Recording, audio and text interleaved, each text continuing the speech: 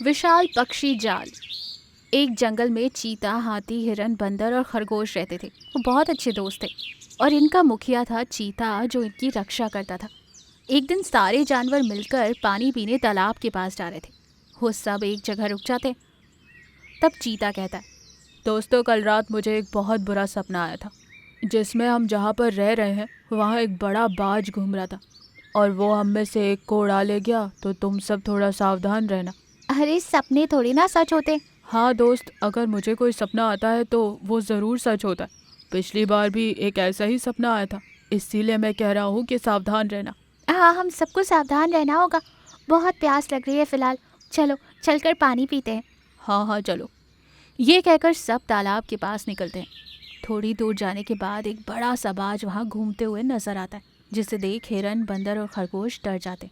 तभी उस बाज से चीता कहता, तुम हमारे इलाके में क्यों आए हो? यहाँ से तुरंत चले जाओ, नहीं तो तुम्हारी खैर नहीं।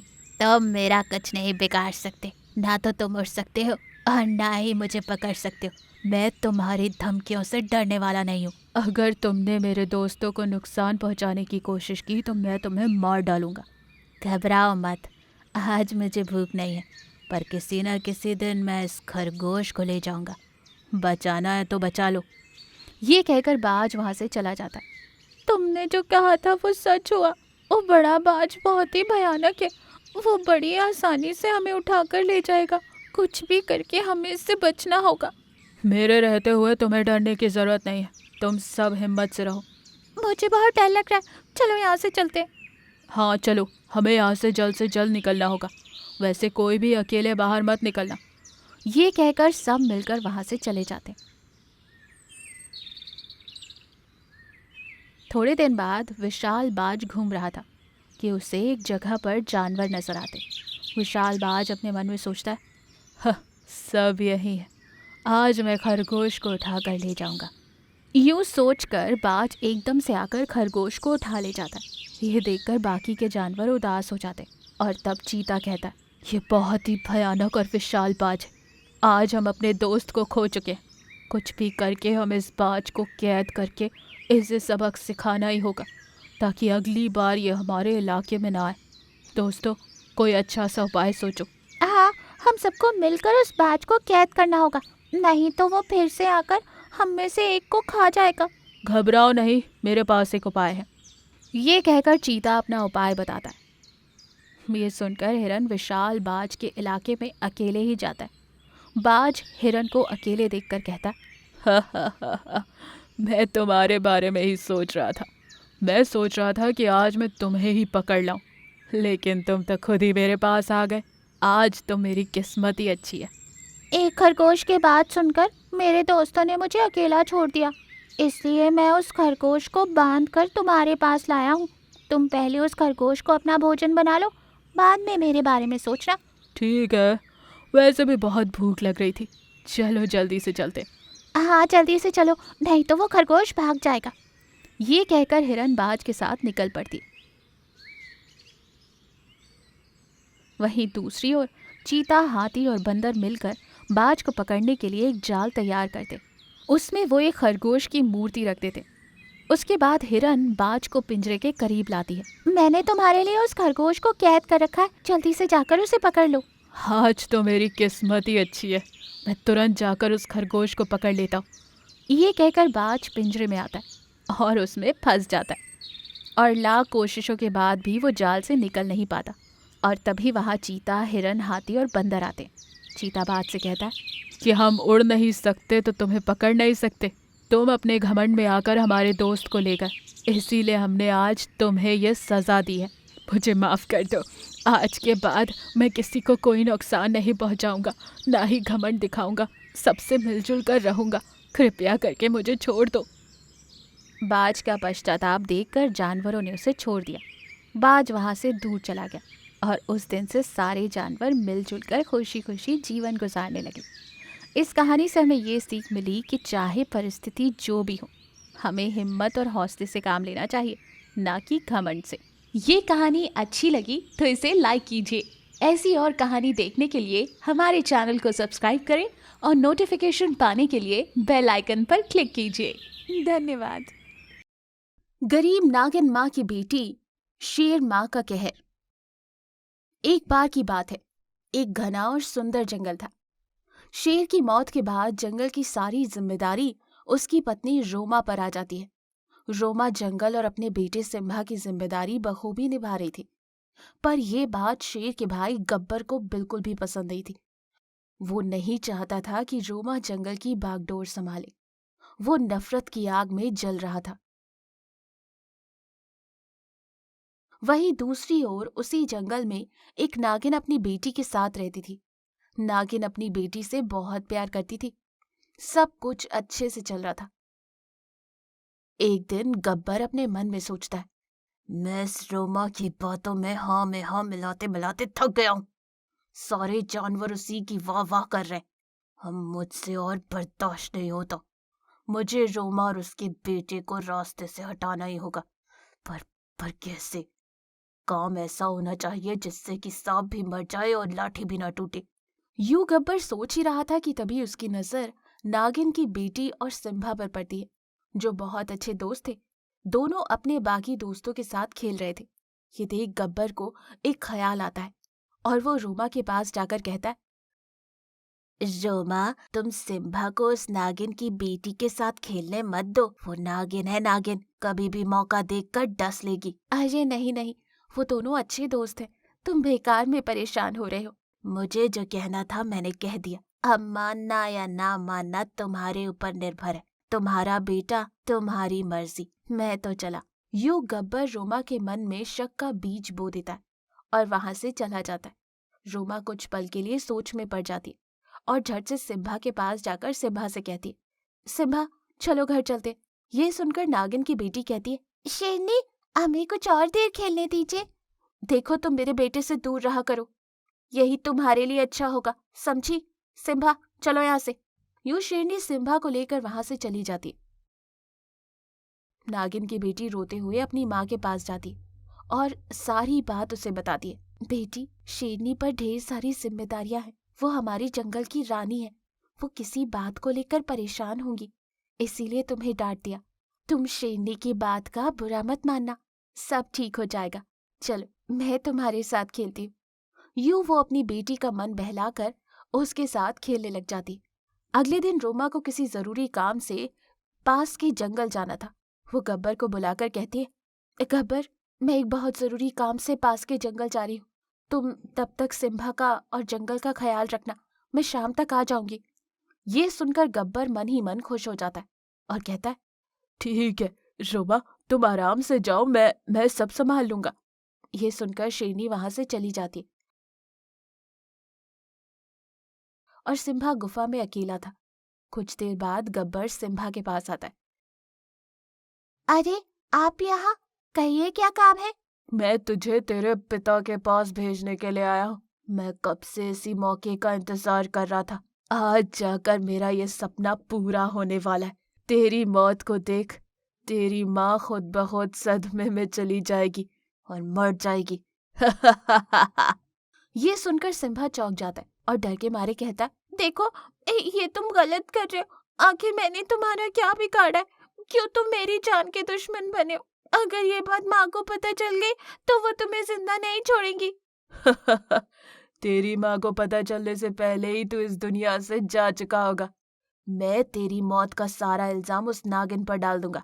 तेरी माँ तेरे गम में पागल हो जाएगी और मर जाएगी। फिर मैं इस जंगल पर राज करूंगा। राजा बन जाऊंगा मैं इस जंगल का राजा। ये सुनकर सिम्बा डर के मारे वहां से भागने लगता है। गब्बर भी उसका पीछा कर रहा था। माँ, मुझे बचाओ, गब्बर मुझे मार डालेगा माँ। यूं चिल्लाते हुए सिम्बा भागे जा रहा था कि तभी नागिन उसे और गब्बर को देख लेती है। लगता है सिम्बा मुसीबत में, मुझे उसकी मदद करनी होगी। यूं सोचकर नागिन भी सिम्बा का पीछा करती।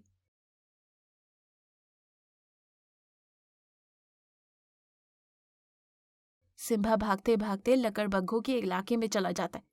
ये देखकर गब्बर और खुश हो जाता है और वहीं रुक जाता है और अपने मन में सोचता है, सिम्बा, तूने मुझे एक बहुत बड़ा पाप करने से बचा लिया। तू खुद मौत के मुंह में चला गया।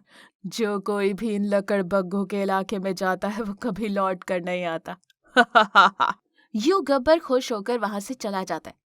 शाम को रोमा जब घर वापस आती है तो गब्बर नकली आंसू लिए हुए रोमा के पास जाता है और रोते हुए कहता है, रोमा, मैंने तुम्हें कितनी बार समझाया था कि तुम उस नागिन को अपने बच्चे से दूर रखो, पर तुमने मेरी बात नहीं सुनी। नागिन ने तुम्हारे बच्चे को डस दिया। मैंने सिम्बा की जान बचाने की बहुत कोशिश करी, पर नाकामयाब हो गया। मुझे माफ कर दो। ये सुनकर रोमा एकदम से टूट जाती है। नागिन, ये तुमने अच्छा नहीं किया। आखिर मेरे बेटे ने तेरा क्या बिगाड़ा था? और मैं तेरी बेटी को जिंदा नहीं छोड़ूंगी। जिससे मैं अपने बेटे के गम पे तड़प रही हूँ ना, जैसे मैं अपने बेटे के गम में तड़प रही हूँ, तू भी वैसे ही तड़पेगी अपनी बेटी के गम में। तड़पेगी। तेरी बेटी को मैं तड़पा तड़पा कर मारूंगी। यूं रोमा बोल ही रही थी कि तभी वो नागिन की बेटी वहां आती है। शेरनी जी, मेरी माँ सुबह से घर नहीं आई, मुझे बहुत डर लग रहा है। नागिन की बेटी को देखकर रोमा का गुस्सा और भी बढ़ जाता है। तेरी माँ ने मेरे बेटे को मार दिया। मैं तुझे मारूंगी और अपने बेटे की मौत का बदला लूंगी। ये सुनकर नागिन की बेटी घबरा जाती। गब्बर मन ही मन खुश हो रहा था। रोमा नागिन की बेटी पर हमला करने ही वाली थी कि तभी वहां नागिन और सिम्बा आ जाते। गब्बर नागिन और सिम्बा को देखकर घबरा जाता है। नागिन रोमा को रोकते हुए कहती है, रुक जाओ शेरनी, अगर तुम्हें किसी को मारना है तो तुम गब्बर को मारो। उसने तुम्हारे बेटे की जान लेने की कोशिश की है। ये सुनकर शेरनी चौंक जाती है। हाँ माँ, गब्बर ने मुझे मारने की कोशिश की। मैं डरकर भागता हुआ लकड़बग्घों के इलाके में चला गया। अगर नागिन सही वक्त पर वहां नहीं आती तो शायद आज मैं जिंदा नहीं होता। गब्बर, मैंने तुम पर भरोसा किया और तुमने मेरे ही बेटे को मारने की कोशिश की। अब मैं तुझे जिंदा नहीं छोड़ूंगी। गब्बर शेरनी के गुस्से को देखकर डर जाता है। हर शेरनी गुस्से से दहाड़ मारते हुए गब्बर पर हमला करती है। दोनों के बीच लड़ाई होती है। गब्बर शेरनी की ताकत के सामने कमजोर पड़ता है और मर जाता है। शेरनी, तुम इस जंगल की रानी हो, तुम्हें सुनी सुनाई बातों पर विश्वास नहीं करना चाहिए। हाँ नागिन, तुमने सही कहा, मुझे माफ कर दो। तुमने मेरे बच्चे की जान बचाई और मैं तुम्हारा ये एहसान कभी नहीं भूलूंगी। यूं शेरनी और नागिन अच्छे दोस्त बन जाते हैं। इस कहानी से हमें ये सीख मिलती है कि कभी भी सुनी सुनाई बातों पर विश्वास नहीं करना चाहिए। एक बार की बात है, एक घना जंगल था। जंगल का राजा शेर बहुत ही ताकतवर और दयालु था। शेर की जिंदगी देखने में जितनी सुंदर लग रही थी उतनी थी नहीं। उसकी जिंदगी में एक कमजोरी थी, उसका बेटा सिम्बा, जो बचपन से ही एक डरपोक और बुज़दिल शेर था। बढ़ती उम्र के चलते शेर को ये बात खाई जा रही थी कि उसके बाद सिम्बा और जंगल का क्या होगा। एक दिन सिम्बा जंगल में घूम रहा था कि रास्ते में उसे एक मुखौटा मिलता है। सिम्बा को वो मुखौटा बहुत पसंद आता है और वो उसे ले लेता है और हमेशा उस मुखौटे के साथ खेलता रहता है। शेर को ये बात बिल्कुल भी अच्छी नहीं लग रही थी। वो सिम्बा को बार बार समझाने की कोशिश कर रहा था, बेटा, तुम यूं छोटे बच्चों की तरह इस मुखौटे के साथ खेलना बंद करो। अब तुम बड़े हो गए हो और तुम्हें जंगल की भाग दौड़ भी संभालनी है। नहीं पिताजी, मुझे ये मुखौटा अच्छा लगता है, मैं इसे हमेशा अपने साथ रखूंगा। ये क्या है? ये सुनकर शेर को बहुत गुस्सा आता है और वो उस मुखौटे को उठाकर दूर कहीं फेंक देता है। ये देख सिम्बा उदास हो जाता है। वहीं दूसरी ओर पास के जंगल में एक लकड़बग्घा था जो बड़ा ही बेरहम और जालिम था। उसने एक एक करके जंगल के सारे जानवरों को खत्म कर दिया था और अब उस जंगल में एक भी ऐसा जानवर नहीं बचा था जिसे वो शिकार कर सके। एक दिन वो जंगल में घूमते हुए अपने मन में सोचता है, इस जंगल में एक भी ऐसा जानवर नहीं बचा जिसका मैं शिकार कर सकूं। लगता है मुझे अपना ठिकाना कहीं और बनाना होगा। यूं लकड़बग्घा सोच ही रहा था कि तभी वहाँ उसका खबरीबाज आता है। दोस्त, मैं तुम्हारे लिए खास खबर लाया हूँ जिसे सुनकर तुम खुशी से पागल हो जाओगे। क्या बात है, जल्दी बताओ। पास के जंगल का शेर बूढ़ा हो चुका है। उसका बेटा सिम्बा बहुत ही बुज़दिल और कमजोर है। अगर तुम उस बूढ़े शेर को मार दोगे तो वो जंगल तुम्हारा होगा तुम इस जंगल के राजा और वहाँ के सारे जानवर तुम्हारे गुलाम। ये सुनकर लकड़बग्घा खुश हो जाता है और बिना देरी के शेर के जंगल की ओर निकल पड़ता है। वो जंगल में आते ही बिना सोचे समझे जानवरों का शिकार करने लगता है। ये देखकर जानवर डर के मारे अपनी अपनी जान बचाकर इधर उधर भागने लगते हैं। ये सब शेर को पता चल जाता है और वो बहुत गुस्से में दहाड़ मारते हुए लकड़बग्घे के पास आता है। अरे ओ लकड़बग्घे, तेरी इतनी हिम्मत कि तू मेरे जानवरों का शिकार करने के लिए आ गया। अगर तू अपनी जान की खैर चाहता है तो यहाँ से चला जा। अरे ओ बुड्ढे, अब इस जंगल का राजा मैं हूँ। अगर तू अपनी जान की खैर चाहता है ना, तो मेरा गुलाम बनकर मेरी सेवा कर और बची कुची तेरी ये जिंदगी आराम से गुजार ले। ये सुनकर शेर को बहुत गुस्सा आता है। शेर और लकड़बग्घे के बीच में जमकर लड़ाई होती है। बढ़ती उम्र के चलते शेर लकड़बग्घे का सामना नहीं कर पा रहा था। वो काफी घायल हो चुका था। और वहीं दूसरी ओर जब ये बात सिम्बा को पता चलती है तो वो भागकर शेर के पास आता है। शेर की हालत देखकर सिम्बा और भी डर जाता है। वो लकड़बग्घे से कहता है, सुनिए, आप मेरे पिताजी को छोड़ दीजिए। आप जो कहेंगे मैं वो करूँगा। कृपया करके मेरे पिताजी को छोड़ दीजिए। सिम्बा की ये बेबसी देखकर शेर उदास हो जाता है और सिम्बा से कहता है, सिम्बा, यूं बुज़दिलों की तरह दुश्मन के सामने गिड़गिड़ाना तुम्हें शोभा नहीं देता। तुम एक शेर हो और शेर की तरह दहाड़ मारते हुए दुश्मनों पर टूट पड़ो। नहीं पिताजी, मैं इसके साथ नहीं लड़ सकता। हम ये जंगल छोड़कर कहीं दूर चले जाएंगे। सिम्बा की बातें सुनकर लकड़बग्घा जोर जोर से हंसता है और कहता है, अरे ओ शेर, तेरा बेटा तो कायर है कायर। ये तो शेर नहीं बल्कि बिल्ली है, बिल्ली। म्याऊ म्याऊ। अरे ओ सिम्बा, तू अपने पिता की जान की खैर चाहता है तो जाकर मेरे लिए शिकार ढूंढ कर ला। और देख, अगर तूने आने में देरी की तो मैं तेरे पिता की जान ले लूंगा। ये कहकर लकड़बग्घा शेर पर हमला करता है, जिसके चलते शेर उठ भी नहीं पाता। अरे ओ सिम्बा, तू अभी भी यहीं खड़ा? जाकर शिकार ढूंढ कर ला। लकड़बग्घे के गुस्से को देखकर सिम्बा डर जाता है और वहाँ से भागते हुए जाता है। यूं भागते भागते वो अपने मन में सोच रहा था, मुझे से बुज़दिल बेटे के होने से तो ना होना अच्छा। अब मैं क्या करूं? कैसे पिताजी की जान बचाऊं? यूं वो उदास अपने ही ख्यालों में भाग रहा था कि अचानक एक पत्थर से टकराकर एक गड्ढे में गिर जाता है। उस गड्ढे में एक मुखौटा था। ये वही मुखौटा था जिसे शेर ने सिम्बा से छीनकर फेंक दिया था। सिम्बा की नजर उस मुखौटे पर पड़ती है। सिम्बा उसके करीब जाता है और उसे देखने लगता है। उस मुखौटे में से एक सुनहरी रोशनी निकलती है, क्योंकि वो एक जादुई मुखौटा था। वो मुखौटा सिम्बा के चेहरे से चिपक जाता है। जैसे ही वो मुखौटा सिम्बा के चेहरे से चिपकता है, उसके अंदर एक अजीब सी ताकत आ जाती है और वो एक निडर और ताकतवर शेर बन जाता है। वो दहाड़ मारते हुए लकड़बग्घे के पास जाता है और लकड़बग्घा सिम्बा को देखकर हैरान हो जाता है। अरे ये सिम्बा, ये कैसा अजीब सा मुखौटा पहन रखा है तूने? मेरा शिकार कहाँ है? लगता है तुझे अपने पिता की जान की परवाह नहीं है। अरे तू मेरे पिता की परवाह छोड़ और अपनी परवाह कर। अब भला कौन तुझे मुझसे बचा पाएगा? ये सुनकर लकड़बग्घा जोर जोर से हंसने लगता है और कहता है, अरे ओ सिम्बा, मैंने तो सुना था कि तू डरपोक और बुज़दिल है, पर ये नहीं सुना था कि दिमाग से भी कमजोर है। अब तुम दोनों बाप बेटे को मुझसे कोई नहीं बचा पाएगा। ये कहकर लकड़बग्घा सिम्बा पर हमला करता है। सिम्बा और लकड़बग्घे के बीच में जमकर लड़ाई होती है। सिम्बा अपने जादुई मुखौटे की मदद से लकड़बग्घे को मार डालता है। ये देखकर शेर चौंक जाते।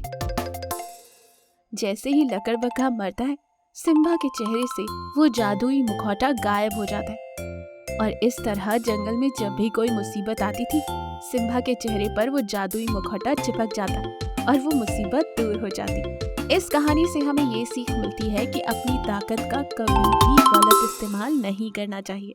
ये कहानी है उस समय की जब एक जंगल में सफेद शेर की देवता की तरह पूजा होती थी। काफी साल पहले की बात है। जंगल में काफी सूखा पड़ गया था और हर तरफ हाहाकार मचा था। तभी वहाँ सफेद शेर का एक झुंड आया। हिरन उन सफेद शेरों के झुंड को देखता है और बोलता है, अरे अब ये कौन सी नई मुसीबत आ गई? वैसे इस जंगल के जानवरों को सूखे ने मार डाला है। मुझे तुरंत ही जाकर हाथी दादा को बताना होगा। हिरन तुरंत भागकर जाता है जहाँ सारे जानवर थे और वो जंगल के सबसे बुजुर्ग हाथी दादा को बोलता है, अरे हाथी दादा जरा देखो उधर, क्या है वो?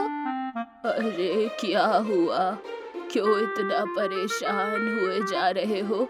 अरे दादा, एक मुसीबत कम थी जो अब दूसरी आ गई। देखो जरा वहाँ देखो, सफेद शेरों का एक झुंड आ रहा है। अब तक तो हम लोग सूखे के कारण मर रहे थे, अब तो ये शेर हमको छोड़ेंगे ही नहीं।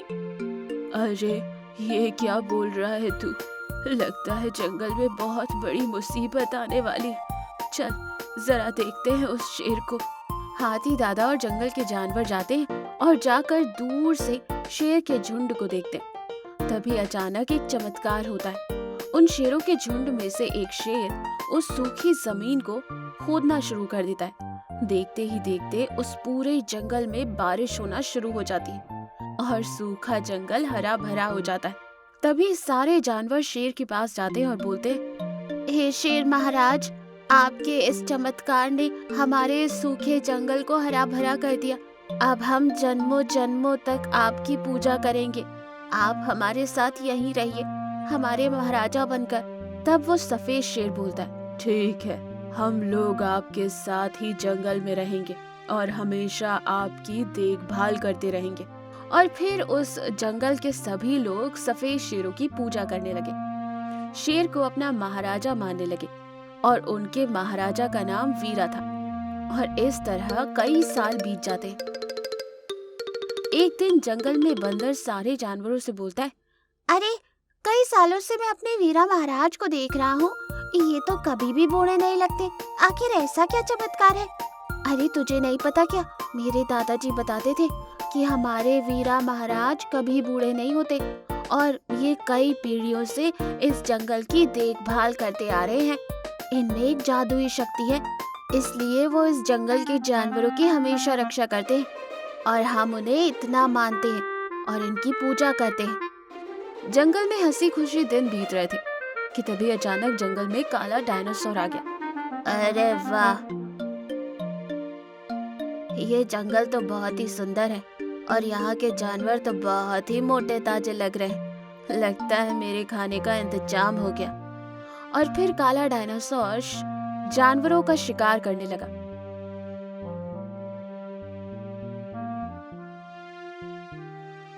और एक दिन वो हिरन का शिकार करता है। तभी वहाँ वीरा, जो सफेद शेर था, वो आ जाता है। मैं तुमको यहाँ के जानवरों को खाने नहीं दूंगा। मैं तुमको आखिरी बार बोल रहा हूँ, तुम यहाँ से चले जाओ। तुम जैसे छछूंदरों से मैं नहीं डरता, जो करना है कर लो। तभी अचानक वीरा जोर से दहाड़ता है और एक बिजली गिरती है और वो काले डायनासोर पर जाकर गिर जाती है। लगता है ये बहुत ताकतवर है, अभी तो यहाँ से जाना ही उचित रहेगा। और फिर वो डायनासोर जंगल से चला जाता है और पास के जंगल में जाकर छुप जाता है। इधर वीरा शेर अपने जंगल के जानवरों को बोलता है, ये डायनासोर इतनी आसानी से नहीं मानने वाला, ये जरूर फिर लौट कर आएगा और हमको बहुत सावधान रहना होगा। हम सब सफेद शेरों को पास के जंगलों में जाना है, क्योंकि वहाँ मेरे कुछ दोस्त मुसीबत में हैं। आप सब अपना ध्यान रखना, हम सब जल्द ही वापस आएंगे। ये सारी बातें चुपके से डायनासोर सुन लेता है। लगता है शेर जंगल में नहीं है, यही अच्छा समय है मेरे बाहर आने का।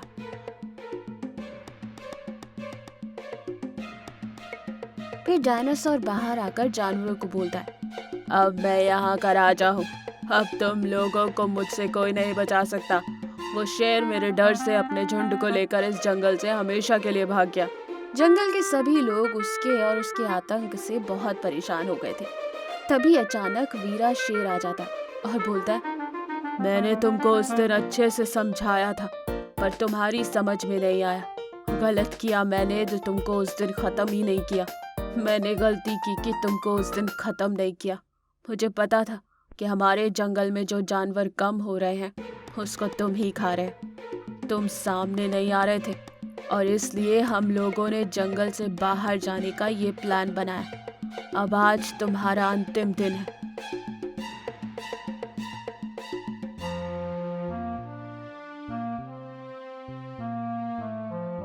शेर महाराज उस पर आखिरी वार करते जिससे डायनासोर उस वार से बच नहीं पाता और वो वहीं दम तोड़ देता है और आखिरकार बुराई का अंत होता है।